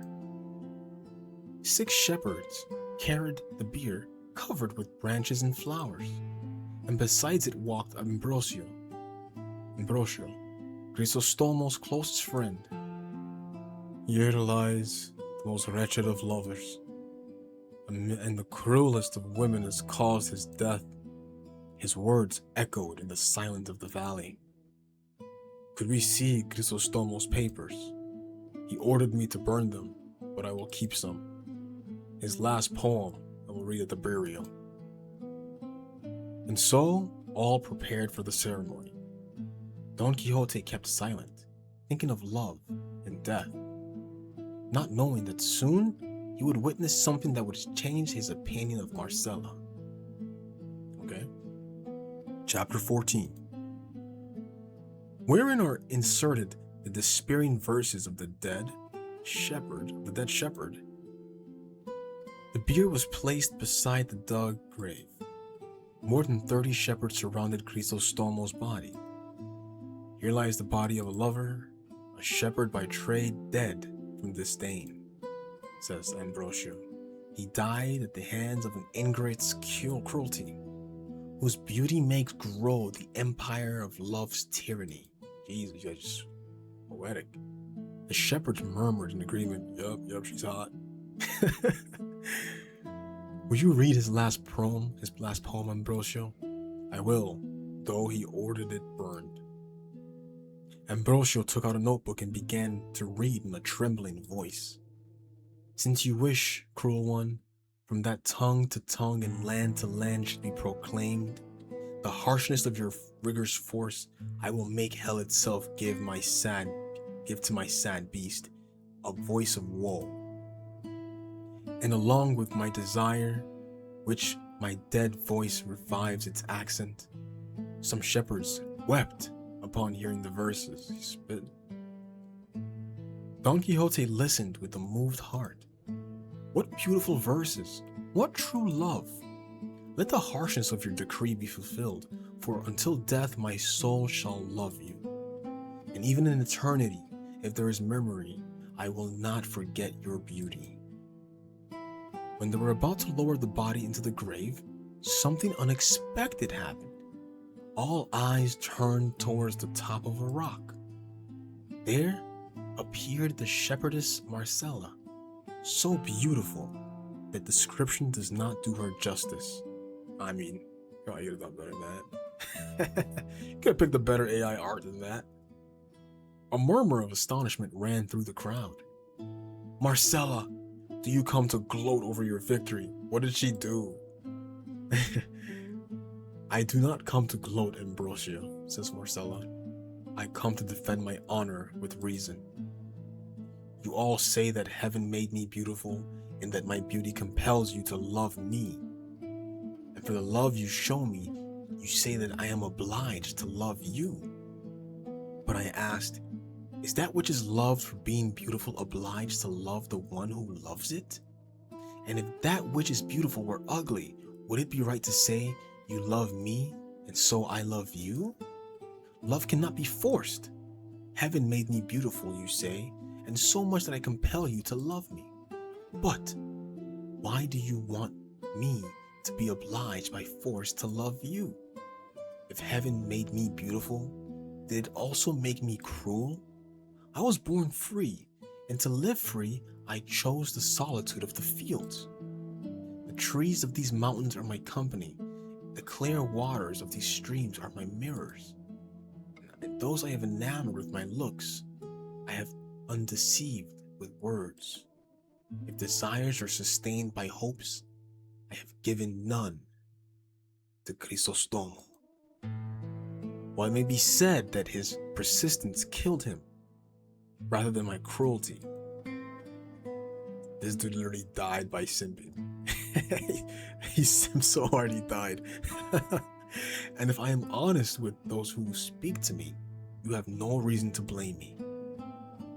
Let him who calls me wild beast and basilisk leave me alone as a hurtful and evil thing. And let him understand that I do not seek him, pursue him, deceive him, or court him. I mean, dude, she's fucking right. I heard not a single wrong thing she said. Let no one follow her. She is right. She has shown with clear reasons that she bears no guilt. Let no one pursue her. Whoever attempts it shall answer to me. The shepherd stopped, surprised by the knight's authority. Marcella, without waiting for a response, turned toward the forest and disappeared into the densest part of a nearby mountain. Some wanted to follow her, forgetting Don Quixote's words. I said no one follow her. She has shown how free from blame she should be held. Let us finish the burial. And with silent tears, they threw earth upon Crisostomo's body. What epitaph will this tomb bear? Here lies of a lover, the wretched frozen body, who was a shepherd of flocks, lost through unrequited love, says Ambrosio. I shall go find that shepherdess. For what, sir? To offer her my service. A maiden so noble should not walk alone through these mountains. I believe she prefers solitude, Sir Knight. But Don Quixote was determined. Come, Sancho, let us search for Marcella, as your worship commands. And so, after the burial, they entered the forest. They searched for several hours but found no trace of Marcella. She has vanished like a dream. And they continued on their way, leaving behind the tragedy of Crisostomo. Chapter 15, in which is related the unfortunate adventure with a certain heartless Yanguesans. After searching for Marcella without success, they reached a fresh meadow. Sir, I am exhausted, may we rest? Let us rest, Sancho. This place seems fitting. It was a green meadow, beside a fresh and pleasant stream. They dismounted and let Rocinante and the donkey graze freely. In the same meadow, some Galician carriers were resting. They had a drove of breeding mares that craved green pastures. There were more than 20 mares in all. Rocinante took it into his head to disport himself with the lady mares, and departing from his natural gait and custom, without asking leave of his master, he set off at a brisk trot to communicate his needs to them. But the mares were more in the mood for grazing than anything else, and they received him with their hooves and teeth in such a manner that they soon broke his girths and left him without a saddle. The Yanguesans saw how their livestock was being troubled. "Hey, what's that nag doing with our mares?" And they came with stakes to defend their beasts. And they gave Rocinante so many blows that they knocked him down badly injured. No, the poor horse could not move, covered in blows. "Sancho, do you see what those villains are doing?" "I see it, sir, and there are many more than us. There are more than 20, but even if there were 100, no villain shall mistreat my horse with impunity." "I demand an apology, dude." "Villains! I demand an apology for the mistreatment of my steed." "Apology? Ah, your nag bothered our mares." The carriers, seeing Don Quixote approach with his sword, gathered together and began to rain blows upon him. Oof. At the second blow, they knocked Don Quixote onto the ground, and they kept on beating him, though they saw him falling. "Leave him, he is a poor madman."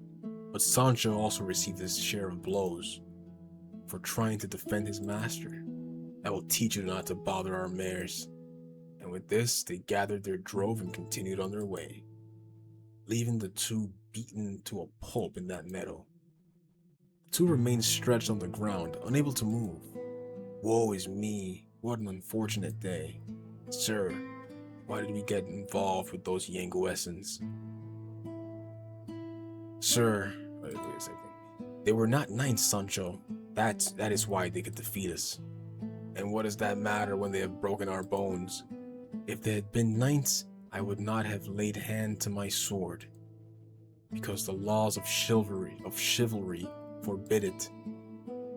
Well then, let all the villains in the world beat me, for as for knights, your worship takes care of them.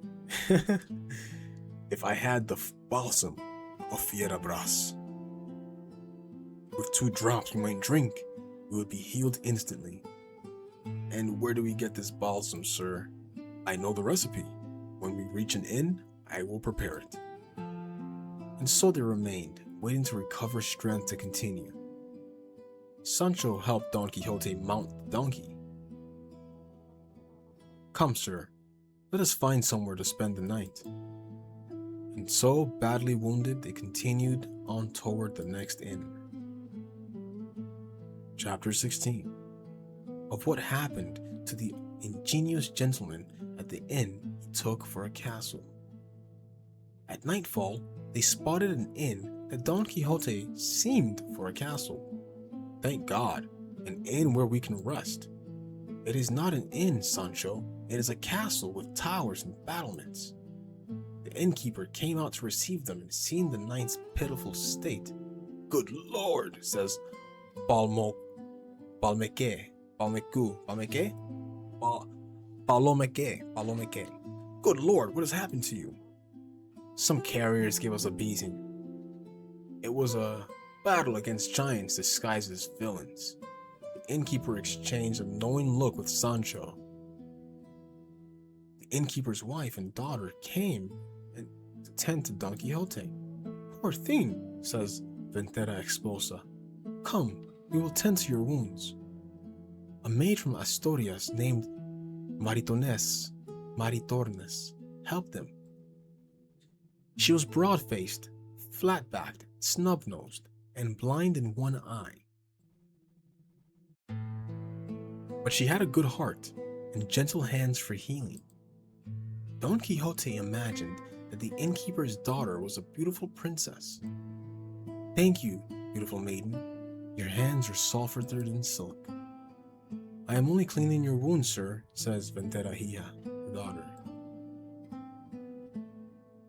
They were lodged in a loft that had served as a hayloft. In the same loft the carrier had in his bed. Don Quixote lay down in a cot made of 4 badly placed boards. Maritornes had promised to visit the carrier that night. She was a woman of her word, even if she gave it in the middle of a mountain. And she never failed to keep them, even without witnesses. Good night, sir. May your worship rest. Sancho fell asleep instantly, exhausted from the beating. But Don Quixote could not sleep, thinking of the castle's princess. At night, Maritornes entered the loft, groping in the dark. She was looking for the carrier's bed, but found Don Quixote's. The knight felt someone sit on his bed. In the darkness, Don Quixote believed it was the Castellan's daughter. Is it you, beautiful princess? Maritornes kept silent, not understanding what was happening.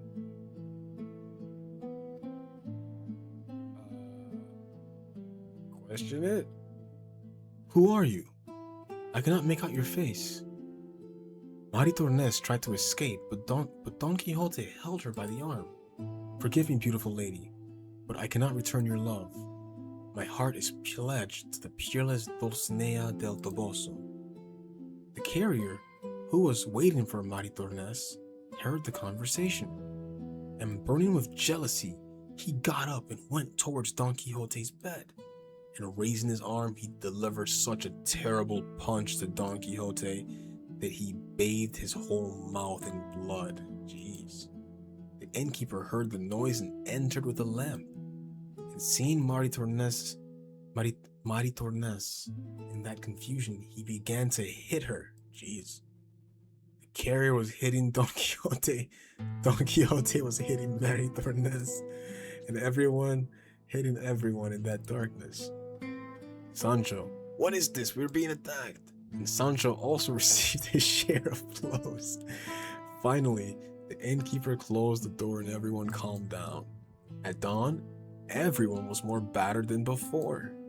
What a terrible night, says Ventera Esposa. Mother, what do we do with these guests? Maritornes slipped away, ashamed of all that had happened. This castle is enchanted, Sancho. It's haunted, Sancho. We gotta get out of here, Sancho. It's castle haunted, Sancho. Listen to me. I can't do a fucking Rick. I'm all like that. The enchanters do not allow us to rest. Enchanters, I only saw fists and sticks. That is why we need the balsam of Fierabras. Today I will prepare it and we shall be healed. I hope it is true, sir. I can take no more. And so dawn came in that wretched inn. Don Quixote, Sancho, and all the others bruised and aching, but the adventure had not yet ended. Chapter 17. Of the innumerable troubles that befell at the inn. Upon waking, Don Quixote asked for the ingredients of the balsam. I need oil, wine, salt, and rosemary. And that will heal all our wounds? It is the balsam of Fierabras, Sancho. It heals any wound. The innkeeper gave him the ingredients, curious to see the result. Don Quixote mixed everything in a pot and set it to boil. And he prayed over the mixture more than 80 Our Fathers. Now it is ready. This is the true balsam. And to test it, he himself drank from the pot. As soon as he had drank, he began to vomit. And he broke into a profuse sweat, fainting for 3 hours. On waking, he felt so relieved that he considered himself cured. The balsam works, Sancho. I feel like new. Then, may I drink it too? I gotta warn you, that's not good. Sancho, the balsam is strong. It made me vomit. But afterwards, I felt better. You decide. With or without vomiting, I am willing. Sancho raised the pot and drank a good draught, but his stomach was not as delicate as Don Quixote's. and he had such retching and heaving and with such sweating and fainting that he thought his last hour had come. I am dying. This concoction has killed me. I believe, Sancho, that this concoction only works on knights. Ah, yes. And you are not a knight, but a squire. You could have told me before. Don Quixote, feeling cured, wished to depart. Sancho, saddle Rocinante. We are leaving. One moment. The bill? Says Olomec. Bill? Knights errant never pay at castles. It is a law of chivalry. This is not a castle, this is an inn. Don Quixote, paying no heed, mounted Rocinante and left.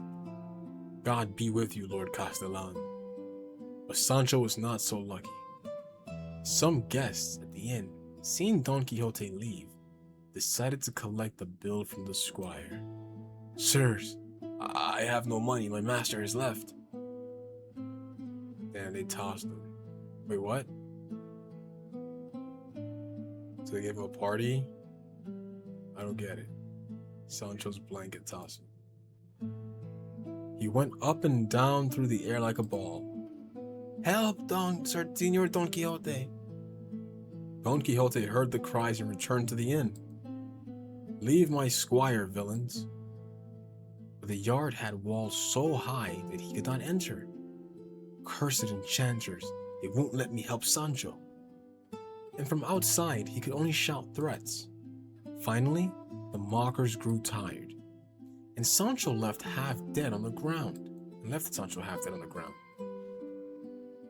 We're gonna get revenge for this. I swear by Dulcinea, I will return and avenge myself on these villains. Really, sir? Maritornes, taking pity, gave Sancho a jug of water. Let us leave here, sir. I do not want to see this inn again.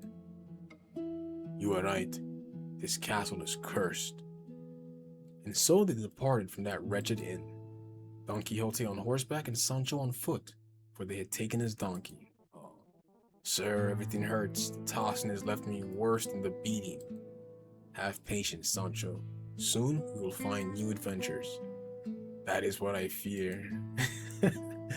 And they continued on their journey, on their way, more battered than ever, not knowing that they would soon encounter two armies of sheep. Chapter 18. Of the discourse between Sancho and his master. They were conversing on the plain when Don Quixote saw a great cloud of dust. Sancho, do you see that cloud rising there? I see it, sir. What could it be? And there is another. There are two armies. There are two armies. Two armies coming to clash in the middle of this spacious plain. Two armies, sir? Yes, Sancho. And what armies? The one coming from the front is led by the great Emperor Alifafaron. And the one on the other side is his enemy, Pentapolin of the Naked Arm. Do you hear the neighing of horses? The sound of the trumpets? What I hear are many bleatings of sheep. Fear disturbs your senses, Sancho. Look, there comes the valiant Lurcaco, Lord of the Silver Bridge. And that one in golden armor is Micocolembo, Great Duke of Quirochia. Don Quixote continued naming imaginary knights. That giant you see on the right is Brandabarban of Polich, Lord of the Three Arabias, who comes armed in serpent skin. Sir, I only see sheep.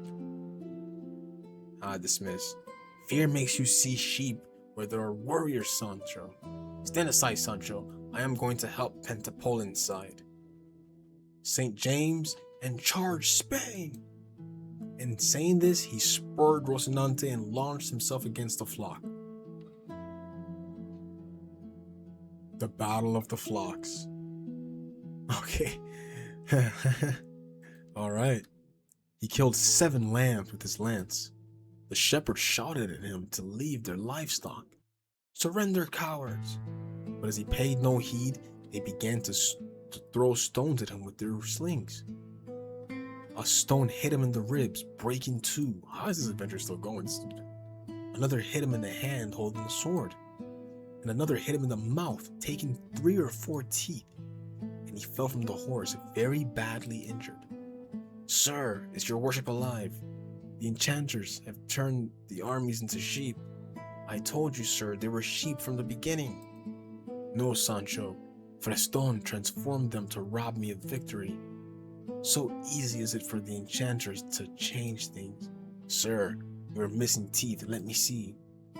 Don Quixote touched his mouth and found he was missing 4 molars. "I'd rather lose an arm than these teeth, but too late." "Sir, eat something from the saddlebags. Knights errant do not eat while they have wounds, but you may eat, Sancho." Sancho took from the saddlebags what he could find. At least something good comes from this adventure, and he ate with good appetite while his master suffered. And so they remained that night, one wounded and the other full. Tomorrow is another day, Sancho. Adventures will come where they do not deceive me. God willing, sir. And as night fell, they continued on their way. Chapter 19. Of the shrewd discourse Sancho held with his master. They traveled by night, for Don Quixote did not want his battered face to be seen. "Sir, I am hungry, and your worship must eat something." "I have no appetite, Sancho. Without teeth, how am I to chew?" "Sir, each adventure leaves us worse than before. First the Yanguesans, then the inn, then the sheep. These are trials that knights must overcome, Sancho." Suddenly, they saw many lights coming towards them. "Sir, what is that?" "It seems a procession of white-robed figures with torches." There were about 20 men dressed in white on horseback. Behind them, a litter covered in black. "They are ghosts! Let us flee!" "They are not ghosts, Sancho. They are villains carrying some knight captive, or perhaps a body, and I must know who killed him." I want an explanation. "Halt, and tell me who you are and whom you carry." But the white-robed figures did not stop. "And if you do not answer, I shall compel you." Don Quixote spurred Rocinante and charged against the procession. The white-robed figures, frightened, began to run. One of them fell from his mule and lay on the ground. "For God's sake, do not kill me. I am a clergyman," says Clerigo. "Who put you in this procession?" "We carry the body of a gentleman who died of fever. We are taking him to be buried in his homeland. We carry a gentleman who died in Baeza. We are taking him to Segovia to be buried." "Who killed him?" "No one. God took him from a fever." "Then there is no wrong to avenge." While Don Quixote spoke, Sancho looked at him by torchlight. "Sir, your worship looks very bad." "Bad face? What do you mean?" "You are missing teeth, your face is swollen, your eye is sunken. Your worship looks like the knight of rueful countenance." Don Quixote pondered those words. The knight of the rueful countenance. I like that name. No doubt the wise enchanter who writes my history has put it in your mouth. From today, I shall call myself the Knight of Rueful Countenance. I only said what I saw, sir. And I shall have some very rueful countenance painted on my shield. Don Quixote approached the abandoned litter and saw the body of a gentleman dressed in black. May God have mercy on his soul. Sir, the clergyman left provisions. May we? Take what you need, Sancho. They have fled. Sancho gathered the provisions with great joy. They're just bandits now. They're straight up bandits. They continued on their way with the clergyman's provisions. At least this adventure has left us something good. And the new name, the Knight of the Rueful Countenance. The night was dark and silent, but soon they would hear a sound that would freeze Sancho's blood.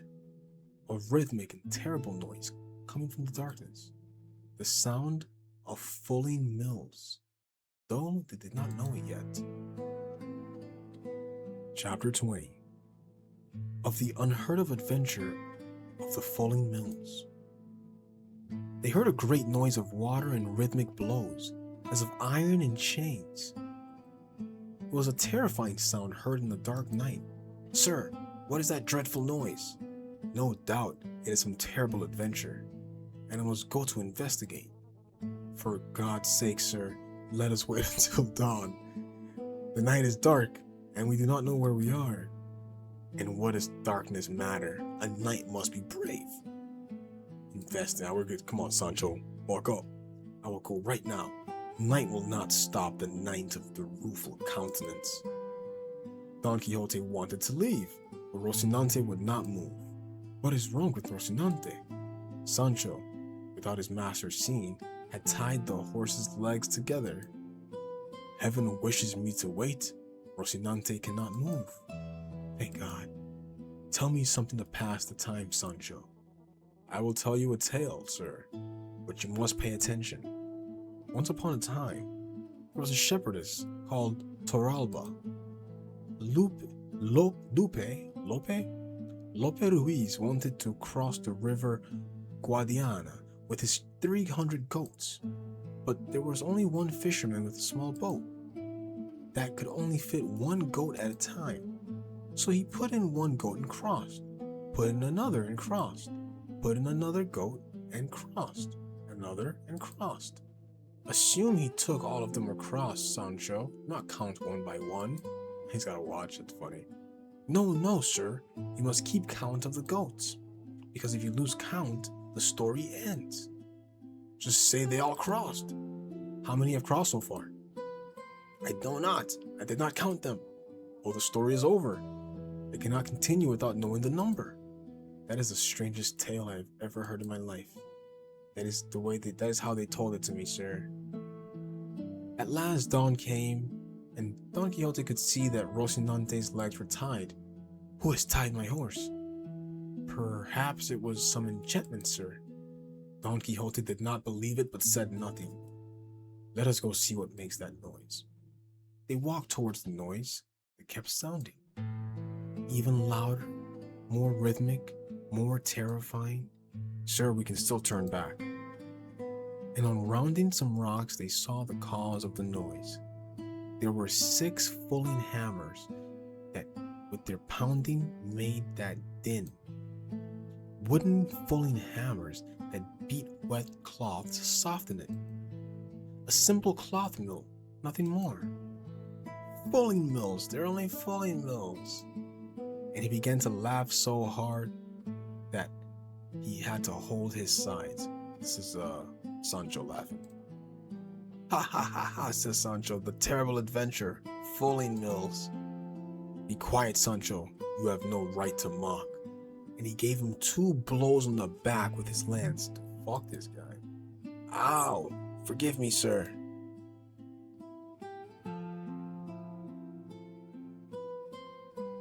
Sancho, this adventure teaches us something, that not everything that seems terrible is so in truth. That is very wise, sir. And so ended the adventure of the fulling mills. They departed from that place, seeking new adventures. Sancho, for the Knight of the Rueful Countenance does not surrender. Sir, may I ask a question? Ask, Sancho. How many more adventures before the island? As many as God wills, Sancho. As many as God wills. That's not the answer you want to hear to a question like that. And Sancho sighed, but continued forward. So continued on their way the Knight of the Rueful Countenance and his faithful squire, united by a friendship forged in absurdity and hope, and new adventures awaited them ahead.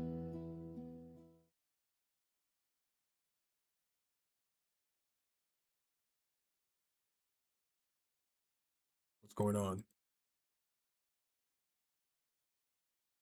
Did it just crash? Did it stop?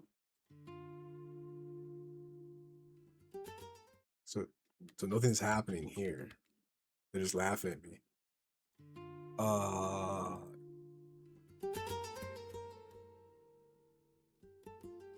There are a lot of chapters. What chapter are we on?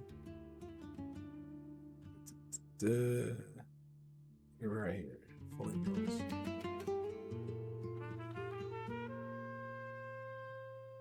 Okay. I mean, we've come this far. Maybe we'll stop here and then a little part two. Finish the story. I'm having fun. I like the story so far. It's fun. Don Quixote. So yeah, can we save? Can I save? Can we save game? I'm gonna save it right here. Very cool. Let's go back to the main menu. Our save there. Cool. Yeah, so Don Quixote. This is cool so far. I like it. I mean, I've known the story, but I've never actually like it's been a long time, right? So this is cool to experience from this point of view. He is definitely a schizo. It seems fun, right? Excited to see how it ends. Don Quixote, guys. See you next time.